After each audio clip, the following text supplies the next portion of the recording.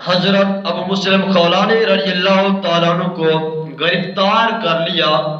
اسود عنسی کو آپ فرمانے لگے کہ تجھے کیا مسئلہ ہے، تجھے کیا مسئلہ ہے؟ تو وہ کہنے لگا اتشہد انی رسول اللہ، وہ کہنے لگا کیا تو گواہی دیتا ہے کہ میں اللہ کا رسول ہوں؟ تو آپ نے فرمایا مجھے تو تیری بات سنی ہی نہیں تھی، میں نے تو تیری بات سنی ہی نہیں ہے۔ وہ کہنے لگا بڑا عجیب بندہ ہے، یہ تو بات سنتا ہی نہیں۔ تو آپ نے پھر اس کو یہی جواب دیا کہ میں نے تو سنا ہی نہیں ہے کہ تو نے کیا کہا ہے۔ تو وہ دوبارہ کہنے لگا اتشہد ان محمد رسول اللہ، وہ کہنے لگا کیا تو یہ گواہی دیتا ہے کہ حضرت محمد مصطفیٰ علیہ السلام اللہ کے رسول ہیں؟ آپ نے فرمایا ہاں ہاں میں گواہی دیتا ہوں کہ حضرت محمد مصطفیٰ علیہ السلام اللہ کے رسول ہیں۔ تو پھر وہ دوسری مرتبہ کہنے لگا اتشہد انی رسول اللہ، وہ کہنے لگا کیا تو گواہی دیتا ہے کہ میں اللہ کا رسول ہوں؟ آپ نے فرمایا کیا بک بک کر رہا ہے، میں نے تو تیری بات سنی ہی نہیں ہے۔ میں نے کہا بندہ ایسا ہونا چاہیے کہ جب حضور کی شان سنے تو سبحان اللہ کہے، سبحان اللہ کہنے شروع کر دے، جب کوئی خلاف بات کرے تو یوں کہے کہ میں نے تو سنا ہی نہیں ہے تیری بات۔ وہ تیسری مرتبہ پھر کہنے لگا اتشہد انی رسول اللہ، کیا تو گواہی دیتا ہے کہ میں اللہ کا رسول ہوں؟ آپ نے فرمایا میرا وہی جواب ہے جو میں نے پہلے دیا ہے کہ میں نے کہہ تو دیا ہے مجھے تیرے بارے میں کوئی بات سنائی ہی نہیں دیتی۔ تو پھر وہ کہنے لگا کہ آگ جلاؤ، آگ جلا دی گئی۔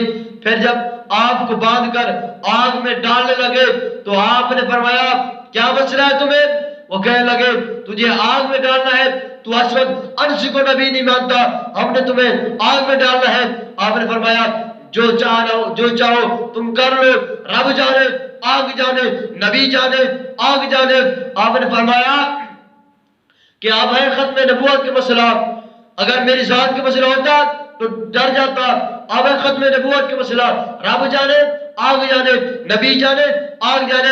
آپ نے فرمایا میں خود آگ میں جانا چاہتا ہوں، دیکھتا ہوں کہ وہ کون سی آگ ہے جو ابو مسلم خولانی کو جلانا چاہتی ہے۔ آپ نے کہا میں خود جاتا ہوں۔ حافظ ابن کثیر نے البدایہ والنہایہ میں لکھا ہے کہ آپ جب آگ میں چلے گئے، جب آپ کو آگ میں ڈالا گیا تو آپ تھوڑی دیر وہاں رہے، تھوڑی دیر کے بعد آپ باہر آ گئے۔ جب باہر آ گئے تو آپ نے اسود عنسی کو فرمایا کیا اور کی بات ہے، اور کی مسئلہ ہو تو بتا۔ تو پھر اس کے جو ماننے والے تھے وہ کہنے لگے اسود عنسی کو کہ ابو مسلم خولانی کو یہاں سے نکلوا دو، یہاں نہ رہنے دو۔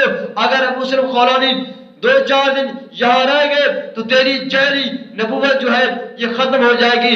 حضرت ابو مسلم خولانی وہاں سے روانہ ہوئے مسجد نبوی کی طرف، وہاں پہنچے، آپ نے مسجد نبوی کے باہر اپنی اونٹنی بٹھا دی اور جا کر مسجد نبوی کے اندر نفل پڑھنا شروع کر دیے۔ اتنی دیر میں حضرت عمر رضی اللہ تعالیٰ عنہ بھی آ گئے۔ تو حضرت عمر رضی اللہ تعالیٰ نے دیکھا کہ بندہ کوئی اجنبی لگتا ہے۔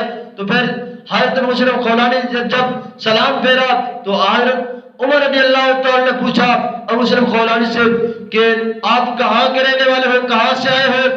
حضرت ابو مسلم خولانی نے فرمایا کہ یمن کا رہنے والا ہوں، یمن سے آیا ہوں۔ تو پھر آپ نے پوچھا آپ کو پہلے تجسس ہوا اور بھی زیادہ، آپ نے پوچھا کہ جانتے ہو کہ سنا ہے یمن میں ایک آدمی کو، حضور کے غلام کو آگ میں ڈالا گیا ہے، اس کو آگ نے نہیں جلایا۔